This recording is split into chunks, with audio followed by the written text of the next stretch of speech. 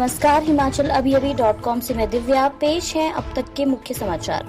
हिमाचल के सीसू के रोपसंग के पास ट्रक दुर्घटनाग्रस्त, 2 की मौत।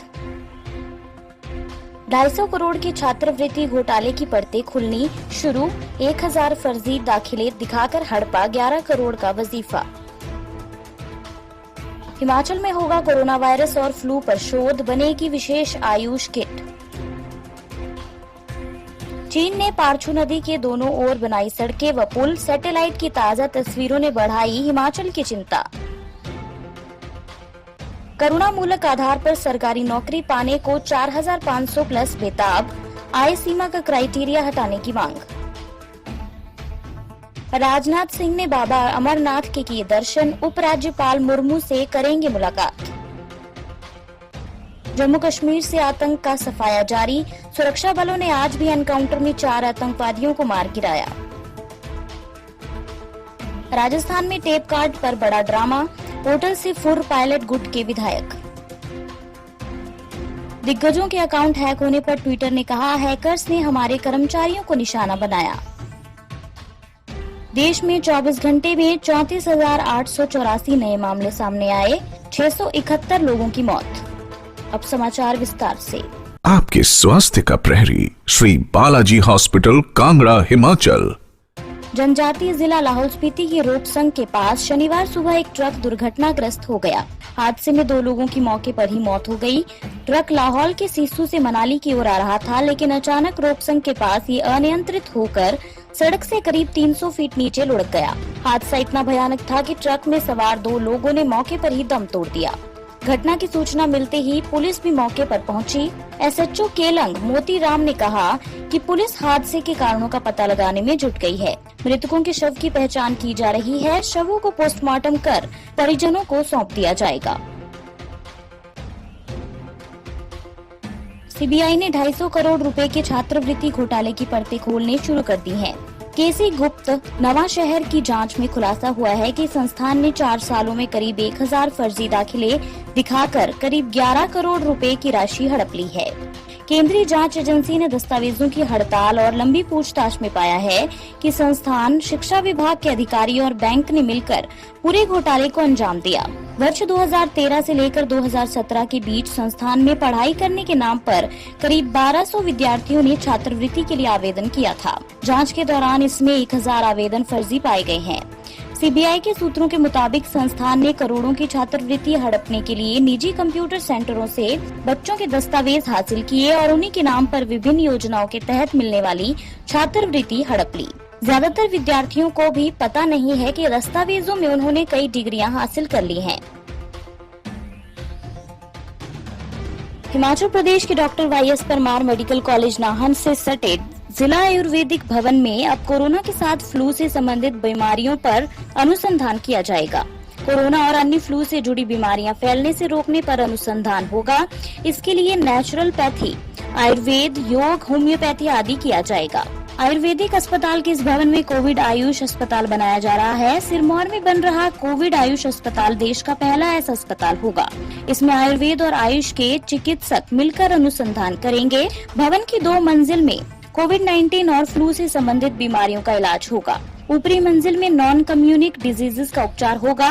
कोविड आयुष अस्पताल के लिए जिला प्रशासन ने 68 लाख रुपए जारी किए हैं। जिले में 6 जगह क्वाथशालाएं बनाई गई हैं। जिले में कोरोना संक्रमित लोगों को आयुष किट, आयुष काढ़ा पिलाकर इम्यूनिटी बढ़ाई जा रही है।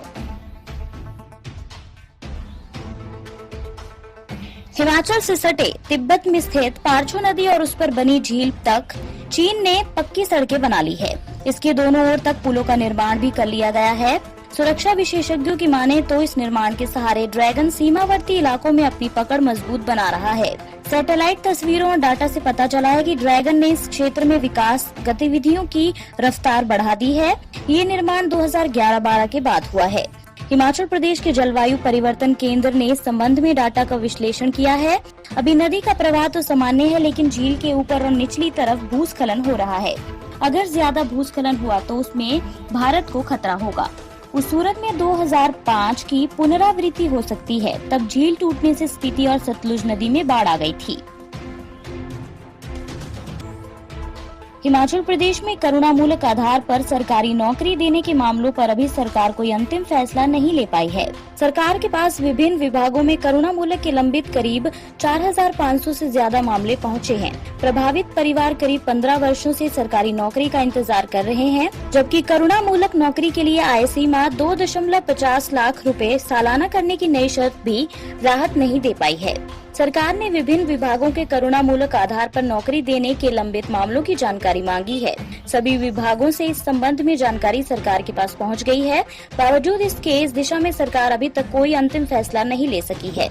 अन्य समाचार ब्रेक के बाद। Shri Balaji multi speciality hospital Kangra, जहां आपको एक ही छत के नीचे मिले बेहतरीन चिकित्सा सुविधाएं, cardiology, laparoscopic, general surgery, neuro surgery, orthopaedics, paediatric, radio diagnosis, urology, gastroenterology, ophthalmology, pathology, medicine, anaesthesia और डेंटल जैसी अत्याधुनिक और बेहतरीन चिकित्सा सुविधाएं, 24 घंटे इमरजेंसी सुविधा, 9 बेड के साथ critical care unit, cardiac monitor और डिफिब्रिलेटर्स, सेंट्रल ऑक्सीजन लाइन और वेंटिलेटर सुविधा। हिमाचल प्रदेश के सबसे बड़े निजी स्वास्थ्य सेवा प्रदाताओं में से एक Shri Balaji multi speciality hospital Kangra राष्ट्रीय स्वास्थ्य बीमा योजना के साथ सूचीबद्ध Shri Balaji multi speciality hospital Kangra BPL परिवारों के लिए अस्पताल में कैशलेस भर्ती होने के साथ ही ईसीएच की भी सुविधा। हमारा पता Shri Balaji multi speciality hospital, Balaji Vihar, Ujjain, Kangra. संपर्क करें 9218411108 पर। Shri Balaji multi speciality hospital Kangra. रक्षा मंत्री राजनाथ सिंह का लद्दाख और जम्मू कश्मीर दौरे का आज दूसरा दिन है।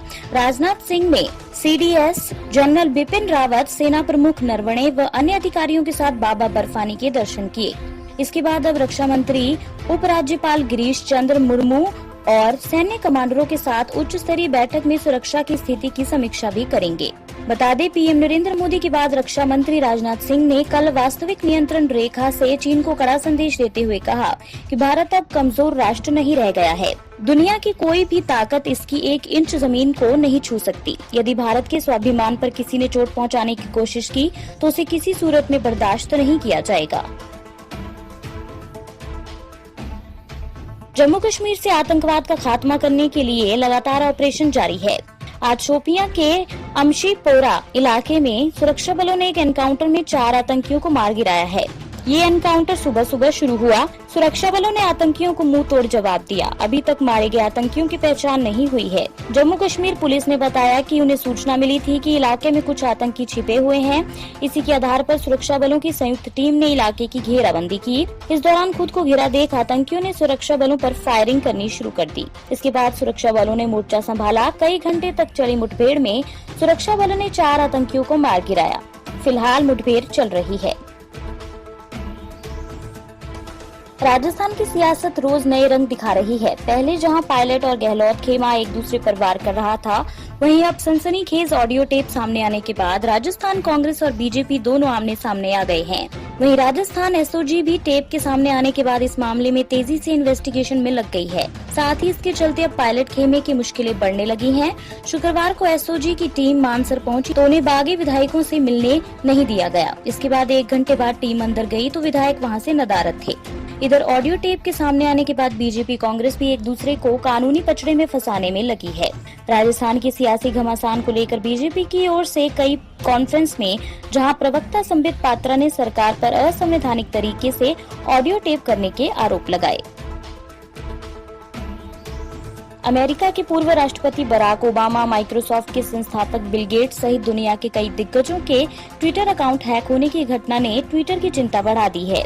इस बीच बिटकॉइन घोटाले पर ट्विटर ने फिर सफाई देते हुए कहा कि हमारा मानना है कि हैकर्स ने सोशल इंजीनियरिंग के जरिए कुछ ट्विटर कर्मचारियों को निशाना बनाया। उन्होंने ट्विटर की आंतरिक प्रणालियों पर पहुंचने के लिए कर्मचारियों के डाटा का इस्तेमाल किया। उन्होंने ट्विटर के 2 फैक्टर सुरक्षा प्रणालियों तक पहुंचने के लिए भी डाटा का इस्तेमाल किया। ट्विटर ने ये भी कहा कि अब तक हम ये जानते हैं कि हैकर्स ने 130 ट्विटर अकाउंट को हैक करने के लिए हमारी इंटरनल सपोर्ट टीम के पास मौजूद टूल्स का इस्तेमाल किया। उनमें से 45 अकाउंट के लिए हैकर्स पासवर्ड रीसेट और लॉगिन करने के साथ साथ ट्वीट भेजने में सक्षम थे। ट्विटर ने इससे पहले भी दिग्गज हस्तियों का ट्विटर अकाउंट हैक होने पर खेद व्यक्त किया है। ट्विटर के सीईओ जैक डोरजी ने कहा कि हमारे लिए कठिन दिन था, इसे ठीक किया जा रहा है। केंद्रीय स्वास्थ्य एवं परिवार कल्याण मंत्रालय की ओर से जारी आंकड़ों के मुताबिक पिछले 24 घंटे में 34,884 नए मामले सामने आए हैं और 671 लोगों की मौत हुई है, जिसके बाद देश भर में कोरोना पॉजिटिव मामलों की कुल संख्या 10,38,716 हो गई है, जिसमें से 5,58,592 सक्रिय मामले हैं। 6,53,751 लोग ठीक हो चुके हैं या उन्हें अस्पताल से छुट्टी दे दी गई है और अब तक 26,273 लोगों की मौत हो चुकी है। ओडिशा के संक्रमित मरीजों की कुल संख्या 16,701 हो गई है, जिसमें से 5,259 सक्रिय मामले हैं। 11,330 लोग संक्रमण मुक्त हो चुके हैं और अब तक 86 लोगों की मौत हुई है। इसी के साथ ये बुलेटिन यहीं समाप्त होता है। अगला रेडियो बुलेटिन सुनिए शाम 7:30 बजे। तब तक के लिए नमस्कार। आपके स्वास्थ्य का प्रहरी श्री बालाजी हॉस्पिटल, कांगड़ा, हिमाचल।